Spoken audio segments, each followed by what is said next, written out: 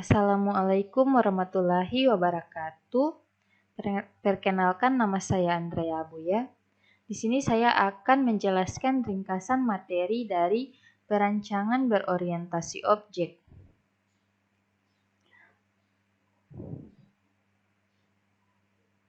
Langsung saja, yang pertama, Software Design Engineering.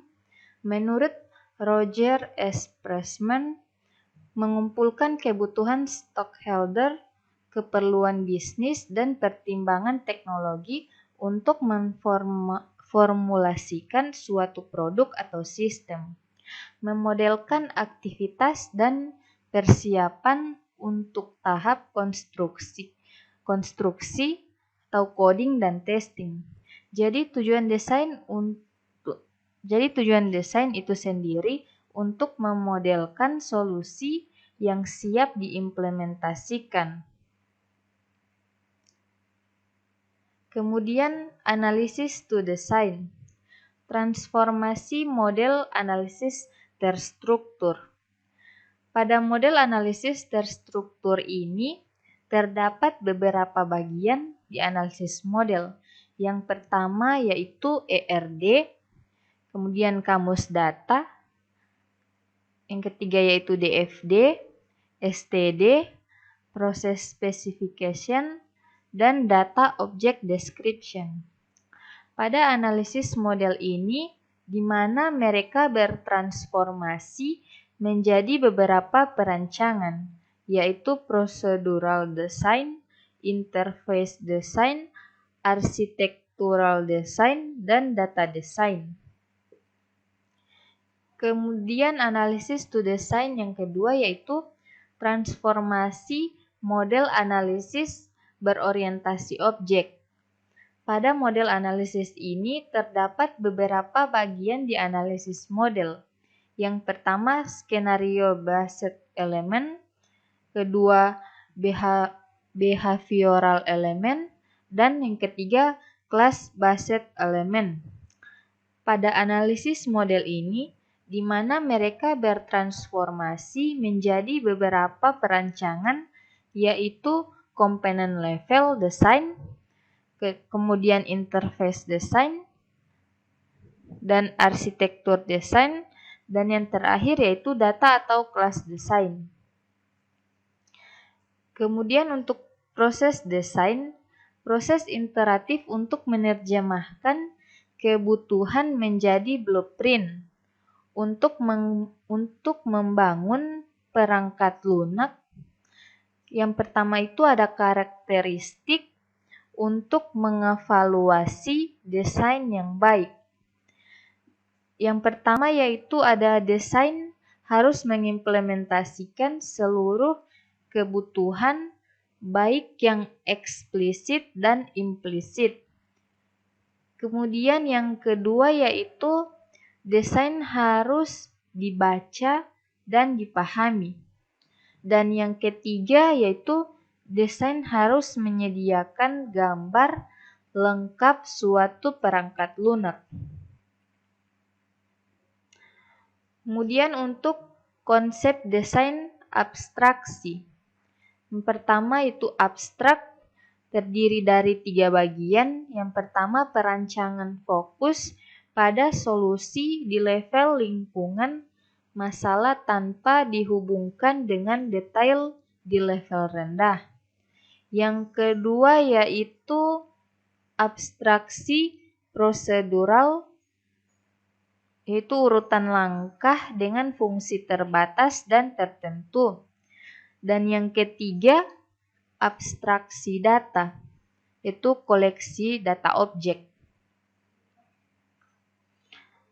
Kemudian untuk konsep desain arsitektur, yaitu keseluruhan struktur atau organisasi dari komponen atau modul perangkat lunak, cara komponen berinteraksi, dan struktur data yang digunakan komponen. Kemudian di sini ada bagian dari perancangan arsitektur, terbagi menjadi 3. Yang pertama structural properties, yaitu menggambarkan component system atau modul objek dan lain-lain. Kemudian yang kedua yaitu extra fungsional properties, yaitu untuk kebutuhan untuk performance, kapasitas, security, dan adaptabilitas, dan lain-lain.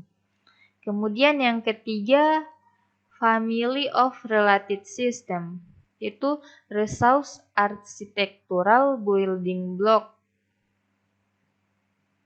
Kemudian untuk konsep desain modularitas, yang pertama yaitu perangkat lunak dipisah menjadi komponen terpisah yang biasa disebut modul dan diintegrasikan untuk memenuhi kebutuhan. Kemudian yang kedua yaitu perangkat lunak monolitik, yaitu suatu program besar yang disusun dari satu modul. Lebih sulit dibuat, jumlah kontrol path, variabel, dan seluruh kompleksitas sulit dipahami. Kemudian yang ketiga yaitu modularitas adalah atribut tunggal dari perangkat lunak yang memungkinkan program menjadi mudah dikelola.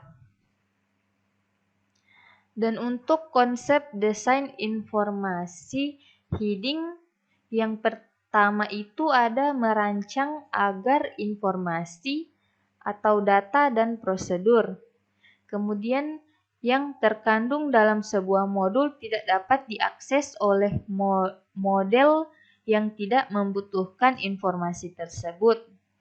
Kemudian yang kedua yaitu membatasi akses antara prosedur detail dan struktur data lokal. Dan yang ketiga yaitu informasi heading menunjang modularitas. Kemudian di sini ada class versus package. Apa itu class? Penjelasan tentang satu set objek yang berbagi tanggung jawab yang sama, hubungan, operasi, atribut, dan semantik. Kemudian apa itu package? Yaitu yang pertama mekanisme umum untuk mengatur elemen dalam kelompok-kelompok. Dan yang kedua itu sebuah model elemen yang dapat berisi elemen model lainnya. Nah, di sini ada boundary class. Yang pertama itu digunakan untuk memodelkan interaksi antara sistem dan aktor. Kemudian sharing mewakili Windows, form, sensor, dan terminal. Dan yang ketiga yaitu terkait dengan setidaknya satu aktor dan sebaliknya. Kemudian untuk control class, yang pertama yaitu mempresentasikan koordinasi, urutan, transaksi, dan pengendalian benda lain.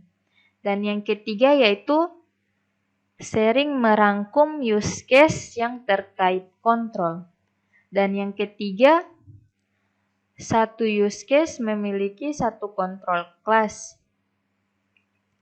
Dan untuk entitas class terdiri dari 4. Yang pertama digunakan untuk memodelkan informasi. Yang kedua biasanya berumur panjang dan atau persisten. Dan yang ketiga biasanya berasal langsung dari badan usaha. Dan yang keempat dapat dibagi oleh batas dan kontrol beberapa kelas. Kemudian untuk development model modeling elemen, yang pertama itu ada node, yaitu fisik runtime sumber daya komputasi. Dan yang kedua ada prosesor, yaitu mengeksekusi sistem perangkat lunak. Dan yang ketiga ada device, itu perangkat pendukung. Dan yang kedua biasanya dikendalikan oleh prosesor. Dan yang keempat ada connection, Itu ada mekanisme, media fisik, dan protokol perangkat lunak. Dan untuk tahapan perancangan use case, itu terdiri dari menentukan interaksi antara objek perancangan, dan yang kedua memperbaiki penjelasan aliran peristiwa, dan yang ketiga menyatukan kelas dan subsistem.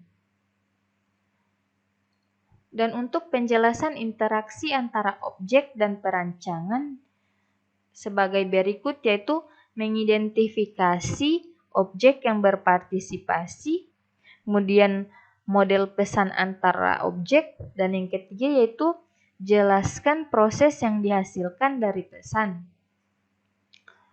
Dan untuk enkapsulasi interaksi subsistem, yaitu ada subsistem harus diwakili oleh antarmuka mereka pada diagram interaksi.